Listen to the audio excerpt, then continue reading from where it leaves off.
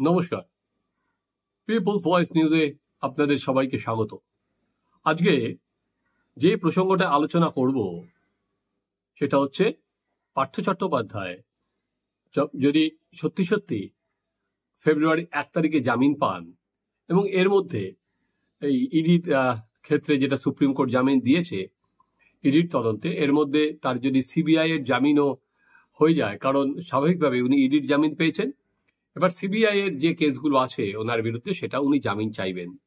আমি ধরে নিলাম যে 1 ফেব্রুয়ারি সমস্ত প্রসেস মিটিয়ে পার্থ চট্টোপাধ্যায় জামিন পেলেন ইডি এবং সিবিআই কেসে।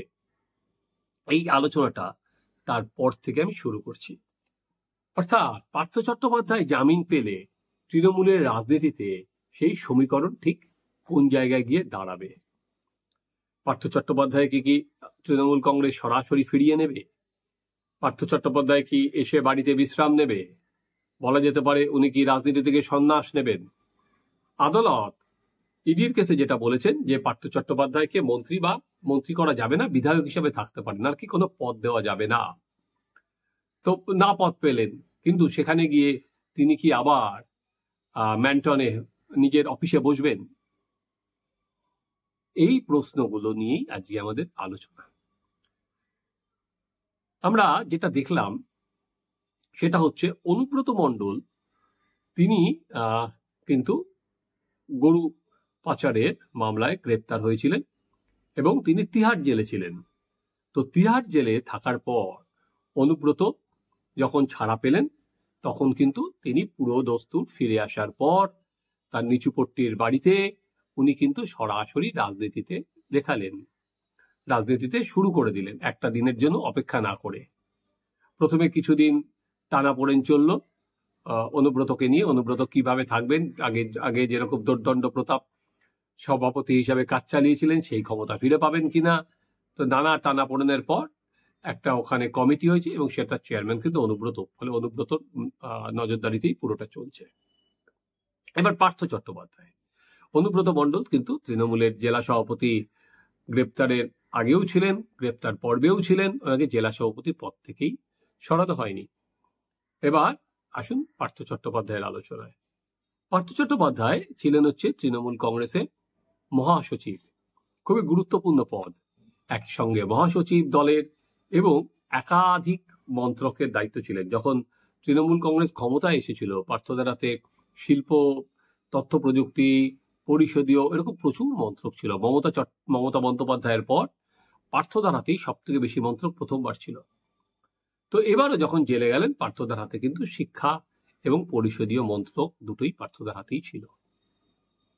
তো ধরা যাক পার্থদা 1 ফেব্রুয়ারি জামিন পেলেন, তাহলে পরের দিন থেকেই উনি নাকতলায় ঢুকে রাজনীতিতে শুরু করবেন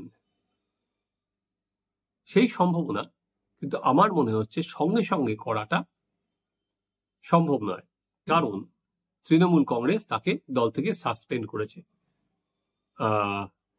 অনুব্রতর ক্ষেত্রে যেমন তৃণমূল কংগ্রেস বলেছিল বীরের মতো মমতা বন্দ্যোপাধ্যায় তাকে বরণ করা হবে, পার্থ চট্টোপাধ্যায়কে কিন্তু সাসপেন্ড করা হয়েছে। যেহেতু পার্থ চট্টোপাধ্যায়ের বান্ধবীর বাড়িতে অতগুলো টাকা পাওয়া গিয়েছিল, তৃণমূলের কাছে এছাড়া কোনো গতি ছিল না। আদালতে গিয়ে পার্থ চট্টোপাধ্যায়ের আইনজীবী বকুল রোহতগি যদিও বলছেন এই টাকা পার্থ চট্টোপাধ্যায়ের নয়, কিন্তু ইতিমধ্যেই অর্পিতা লিখিতভাবে স্টেটমেন্ট দিয়ে দিয়েছেন যে ওই টাকা আর কি পার্থ চট্টোপাধ্যায়ের কথাতেই তিনি রেখেছিলেন। তো এই মুহূর্তে দাঁড়িয়ে পার্থ চট্টোপাধ্যায়ের সাসপেনশন প্রত্যাহার হয়নি।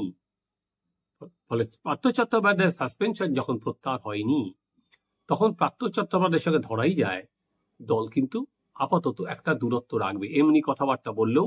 কিন্তু রাজনীতির ক্ষেত্রে সরাসরি পার্থ চট্টোপাধ্যায়কে যে পরের দিন থেকে আসার পরই উনি আবার ওনার বেহালা জুড়ে উনি রাজনীতি শুরু করে দেবেন, এটা কিন্তু সুদূর কল্পনা। যে পার্থ চট্টোপাধ্যায় এখন এলেই উনি রাজনীতির পরিসর কিন্তু তৃণমূল কংগ্রেস তাকে এই মুহূর্তে আমার ছাড়বে বলে মনে হয় না।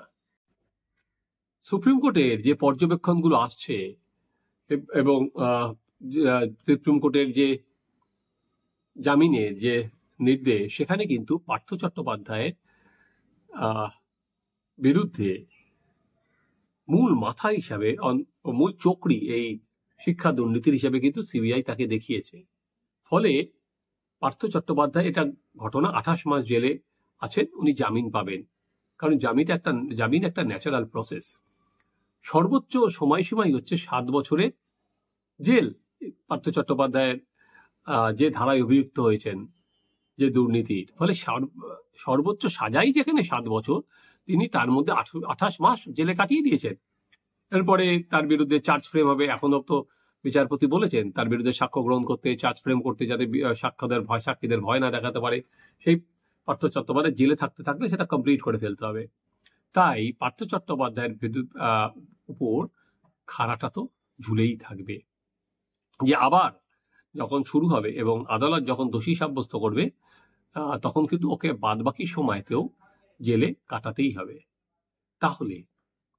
তাহলে যেটা মূল প্রশ্ন, পার্থ চট্টোপাধ্যায় কি এসে একেবারে চুপ করে যাবেন? পার্থ চট্টোপাধ্যায় কি বেহালা পশ্চিম, এটা কি 2026 সালে আর লড়বেন না? কারণ আমরা আগে রেখেছিলাম যে মদন মিত্র, তিনি কিন্তু জেল থেকেই লড়েছিলেন এবং জিতেছিলেন, উনি যখন রোজ ভ্যালি কাণ্ডে জেলে গিয়েছিলেন। তাহলে সেক্ষেত্রে পার্থ চট্টোপাধ্যায়কে কি দল এবার টিকিট দেবে?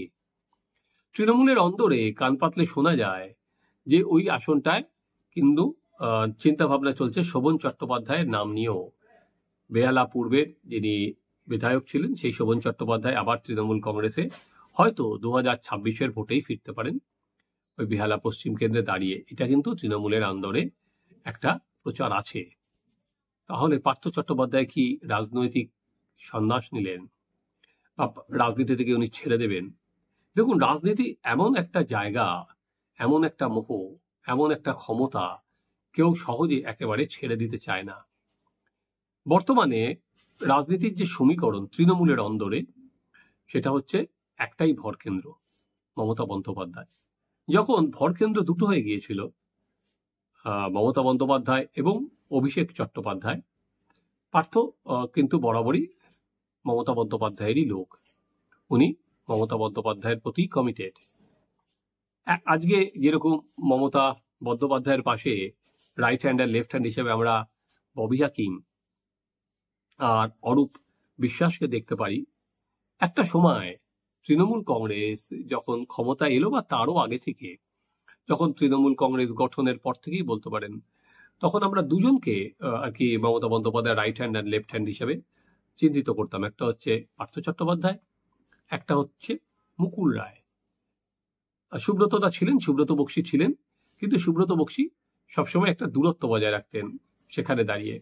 পার্থদা বা মুকুলদাকে যেরকম ভাবে দেখা যেত সেরকম নয়, কিন্তু মমতা বন্দ্যোপাধ্যায়ের রাস্তা কিন্তু সুব্রত বক্সীর ওপর সবসময় ছিল। আবার দলীয় সমীকরণে মুকুল রায়ের সঙ্গে পার্থ চট্টোপাধ্যায়ের যথেষ্ট দূরত্ব ছিল, সেখানে কিন্তু সম্পর্কটা ছিল হচ্ছে সুব্রত বক্সীর সঙ্গে পার্থ চট্টোপাধ্যায়ের নিবিড় সম্পর্ক ছিল, দলের পারমুটেশন কম্বিনেশনে যা হয়। এবার পার্থ চট্টোপাধ্যায় ফিরে এলে তিনি কি একেবারে চুপ করে বসে যাবেন? কারণ এখন ভরকেন্দ্র একটা, মমতা বন্দ্যোপাধ্যায়।